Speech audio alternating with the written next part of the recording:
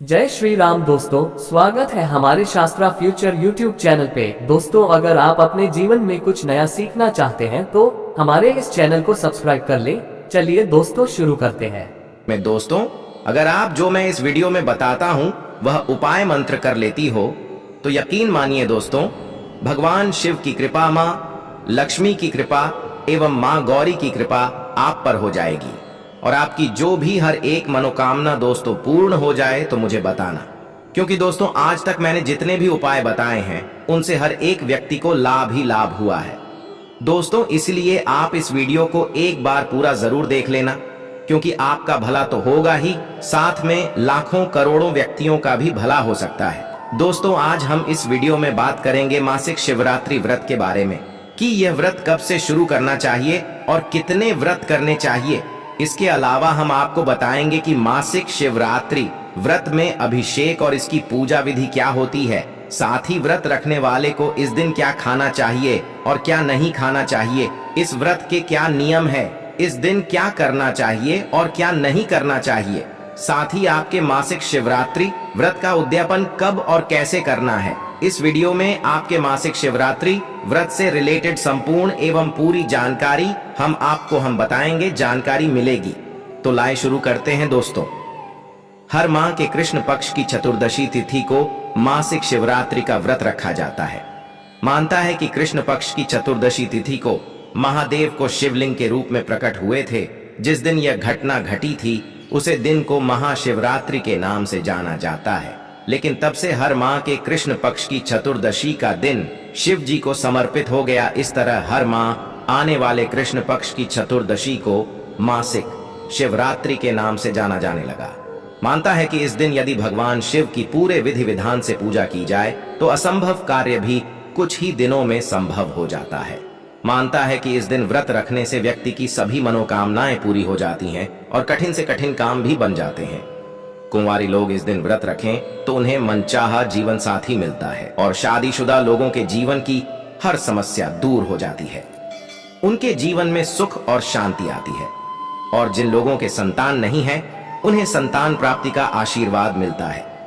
दोस्तों, जो लोग इस व्रत को रखना चाहते हैं तो वह इसे महाशिवरात्रि से आरंभ कर सकते हैं या फिर सावन माह में पड़ने वाली शिवरात्रि से भी इस व्रत की शुरुआत कर सकते हैं। इस व्रत को 1 साल तक करना चाहिए या नहीं, 12 महीने में पड़ने वाली मासिक शिवरात्रि का व्रत करना चाहिए। जैसे आपने इस व्रत को महाशिवरात्रि से स्टार्ट किया है तो फिर हर माह की शिवरात्रि का व्रत रखकर अगले साल की महाशिवरात्रि पर इस व्रत का उद्यापन कर दें, या आप इस व्रत को हमेशा के लिए भी बिना उद्यापन किया भी रख। वैसे शिव जी की पूजा प्रदोष काल में करना उत्तम रहता है, लेकिन शिवरात्रि की पूजा निशिता कल्याणी अर्धरात्रि में करना सर्वोत्तम माना गया है। यदि आपने सीता कल में पूजा नहीं कर सकते हैं तो सुबह और शाम पूजा जरूर करें। आप मासिक शिवरात्रि व्रत के एक दिन पहले से ही सूर्यास्त के बाद तामसिक चीजों का त्याग करें। साथ इसी दिन से पूर्णता ब्रह्मचर्य का पालन करना अनिवार्य है और आप एक दिन पहले दातुन या ब्रश भी कर ले। अपने मुंह को अच्छे से साफ सुथरा कर ले। फिर व्रत वाले दिन आप प्रातः कल सुबह जल्दी उठे और गंगा जल में काले तिल मिलाकर स्नान करें। फिर इसके बाद आप सफेद या हल्के रंग के वस्त्र धारण करें। फिर आप चाहे तो किसी शिव मंदिर जाकर शिवलिंग की पूजा करें, या आपके घर पर शिवलिंग है तो आप उसकी भी पूजा कर सकते हैं। अब आप सबसे पहले व्रत का संकल्प लें। अपने सीधे हाथ में गंगा जल, अक्षत और पुष्प लेकर व्रत का संकल्प लें। आप संकल्प बोलते समय अपना नाम, अपना गोत्र और आपकी जो भी मनोकामना है उसको अवश्य बोले। फिर हाथ में जो जय अक्षर पर उसे शिव जी के आगे समर्पित कर दें। अब आप सबसे पहले गणेश जी का पूजन करें, साथ ही शिव पार्वती जी का भी पूजन करें। आप शिवलिंग का जलाभिषेक जरूर करें। साथ ही पंचामृत यानी दूध, दही, शहद और शक्कर से भी अभिषेक जरूर करें। इसके बाद पुनः शुद्ध जल से अभिषेक करें। अब आप शिव जी को सफेद चंदन लगे अक्षत अर्पित करें। बेलपत्र, भांग, धतूरा, आंकड़े का फूल, शमी पत्र जो भी आपके पास है उसे शिव जी को चढ़ाए। आप शिव जी को सफेद फूल जरूर चढ़ाएं। अब फल और सफेद मिठाई का भोग लगे। इसके बाद धूप दीप जलाएं। अब आप वहीं बैठकर एक माला ओम नमः शिवाय या श्री शिवाय नमस्तुभ्यम का जाप करें। आप जब रुद्राक्ष की माला से करें या हाथ से बेगिन कर आप जब कर सकते हैं। इसके अलावा शिव चालीसा, शिवाष्टक, रुद्राष्टक, शिव महापुराण या शिव तांडव स्तोत्र या शिव सहस्त्र नाम का पाठ भी कर सकते हैं। इसके बाद शिव जी की आरती करके पूजा में हुई भूल चुके लिए क्षमा जरूर मांगे। अब आप शाम के समय पुनः स्नान करें, शिव जी का विधिवत पूजा अर्चना करें।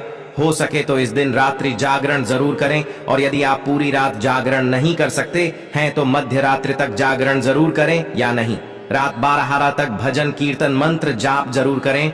और फिर अगले दिन सुबह जल्दी उठकर स्नान करके शिव पूजा के बाद ही किसी ब्राह्मण को भोजन कराकर यथाशक्ति दान दक्षिणा के बाद ही आप अपने व्रत का पारण करें। दोस्तों, मासिक शिवरात्रि का व्रत आप निर्जल व निराहार कर सकते हैं, या फिर फलाहार रहकर भी आप इस व्रत को कर सकते हैं।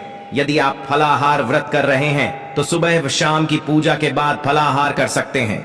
वैसे शिव जी के व्रत में नमक का त्याग करना चाहिए, लेकिन यदि आप बीमार हैं और बिना नमक के व्रत करना संभव न हो तो इस स्थिति में आप व्रत वाला नमक यानी सेंधा नमक का इस्तेमाल कर सकते हैं। आप इस व्रत में जल जाए, दूध, जूस आदि ले सकते हैं। साथ ही आप कुट्टू या सिंघाड़े के आटे की पूरी या पराठा खा सकते हैं। साबूदाना की खीर, खिचड़ी, सामा के चावल की खीर या खिचड़ी आदि का भी प्रयोग कर सकते हैं।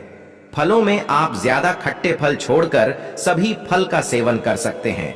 दोस्तों, मासिक शिवरात्रि व्रत के दिन भूलकर भी घर का कोई भी सदस्य मांस मदिरा का सेवन न करें।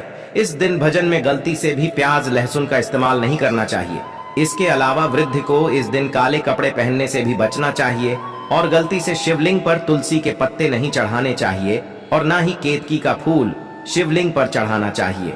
इसके अलावा कभी भी बेलपत्र के टूटे हुए पत्ते या कटे फटे पेट शिवलिंग पर न चढ़ाएं, और शिवलिंग पर कभी भी कुमकुम या सिंदूर का तिलक नहीं लगना चाहिए। दोस्तों, कोई भी व्रत बिना उद्यापन किए हुए पूरा नहीं माना जाता। जब आपका व्रत पूर्ण हो जाए तब आप इस व्रत का उद्यापन करें। आप हर बार की तरह इस दिन भी शिव जी की पूरी विधि विधान से पूजा करें। इसके बाद उद्यापन के दिन हवन जरूर करें। आपने जिस चीज का भोग लगाया है, जैसे खीर आदि, तो आखिर की आहुति देकर ही अपने हवन को संपन्न करें। अब 11, 21 इमड़वान या फिर 108 बार आहुति दे सकते हैं। आप शिव जी के किसी भी मंत्र जैसे ओम नमः शिवाय महामृत्युंजय मंत्र या श्री शिवाय नमस्तुभ्यम मंत्र से हवन की आहुति दे सकते हैं। इसके बाद किसी ब्राह्मण को भजन जरूर कारण, और यदि भोजन न कर सके तो आप ब्राह्मण को सीधा अवश्य दें। सीधा का मतलब होता है एक टाइम का भोजन बनाने योग्य नाच, जैसे आटा, दाल, चावल, सब्जी, घी, नमक और कुछ दक्षिणा सहित दान करें। इस तरह से आप अपने मासिक शिवरात्रि व्रत का उद्यापन कर सकते हैं। तो आशा है कि आपके मासिक शिवरात्रि व्रत से जुड़ी ये जानकारी अच्छी लगी होगी। और अभी आपका कोई सवाल है तो कमेंट बॉक्स में अपने डाउट पूछ ले। साथ ही इस वीडियो को लाइक करें और ज्यादा से ज्यादा शेयर करें। साथ ही चैनल को सब्सक्राइब करें। दोस्तों, मैं आपको जितने भी उपाय बताए हैं, जो भी धार्मिक प्रयोग बताएं दोस्तों, ये जो महादेव की जो उपाय बताए हैं मैंने, दोस्तों अगर आपको कोई लाभ है, जो आपको लाभ नहीं प्राप्त हो रहा है, तो इस उपाय से वह लाभ तो जरूर हो जाएगा दोस्तों। पर आपको कई लोगों को लाभ नहीं होता है, तो वह किस कारण से नहीं होता है मैं आपको यह भी बता देता हूं। तो दोस्तों, उसका सबसे बड़ा कारण यह होता है कि जो उपाय हम बताते हैं, इस माध्यम से आप उन उपायों को नहीं करते हैं। इसका सीधा सा कारण बस यही एक होता है कि जिस तरह से उपाय किसी को बताए जाते हैं, वह इस तरह से उपाय को नहीं कर पाता है। इसलिए भी अनेक व्यक्तियों को लाभ की प्राप्ति नहीं हो पाती है। इसलिए दोस्तों, जिस तरह से उपाय को बताया जाए, उपाय आपको इस तरह से ही करना है। दोस्तों, उपाय से आपको वह प्राप्त हो सकता है जो आपकी मनोकामना थी, जो वर्षों से